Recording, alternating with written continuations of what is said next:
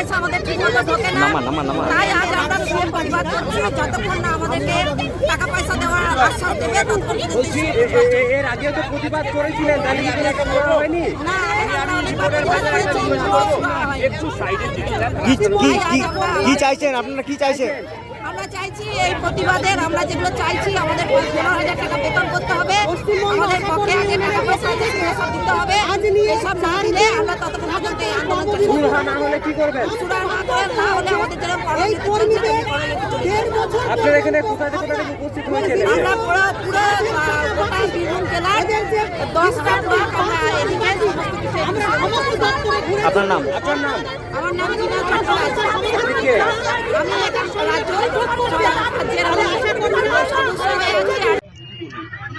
আমরা আশাকর্মীদের স্বার্থ বিরোধী অর্ডার কপি, যেমন পোলিও করে তাদের পোলিওর জন্য আমাদের আন্দোলনের ফলে টাকা বাড়ানো হয়েছিল, সেই বাড়তি টাকা আমাদের দেওয়া হয়নি, সেই অর্ডার কপি।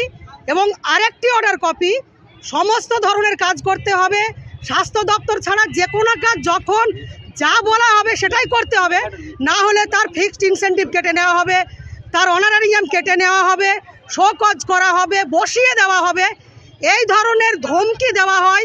আমরা সেই অর্ডার কপি পুড়িয়েছি, প্রতিবাদ করেছি।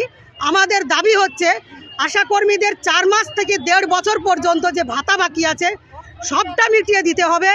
রাজ্য সরকারের যে ঘোষিত ন্যূনতম বেতন মিনিমাম ওয়েজ 15,000 টাকা আশাকর্মীদের জন্য দিতে হবে। প্রতি বছর 3% করে ইনক্রিমেন্ট করতে হবে এবং তার অভিজ্ঞতার ভিত্তিতে আশাকর্মীদের পদোন্নতির ব্যবস্থা করতে হবে। ভাগে ভাগে টাকা দেওয়া চলবে না এবং এই ভাগে ভাগে টাকা দেওয়ার ফলে টাকার হিসেব কিন্তু মেলে না।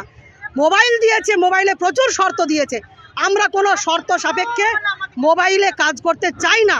ফলে আমাদের আপাতত 15,000 টাকা ফিক্সড ভাতা বৃদ্ধি করতে হবে, সমস্ত বকেয়া মকুব করতে হবে এবং আমাদের কর্মীদের সমস্ত সরকারি ছুটি দিতে হবে। করোনাকালে ঘোষিত আক্রান্ত আশাকর্মীদের জন্য যে 1 লক্ষ টাকা, সেই টাকা দিতে হবে।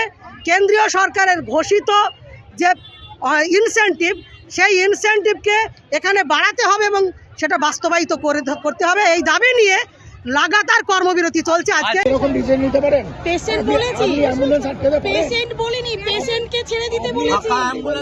না, ফাঁকা অ্যাম্বুলেন্স বলেছি, এটা বলতে পারি না। ফাঁকা বলেছি, আমরা মা বাচ্চা, আমরা এখনো বলছি যে আমরা মায়ের পরিষেবা অ্যাম্বুলেন্সেই থাকবে। পেশেন্ট আনতে পারে না অ্যাম্বুলেন্স? বাসেও তো থাকতে পারে। আপনি বললেন আপনার অ্যানাউন্সমেন্ট আছে ফাঁকা অ্যাম্বুলেন্স আটকে দাও, বাসেও তো থাকতে পারে বলেছি, কিন্তু মা বাচ্চা আমি বলেছি দেখতে আগে যে মা আছে কি। ফাঁকাতে তো কিছু ছিল না, না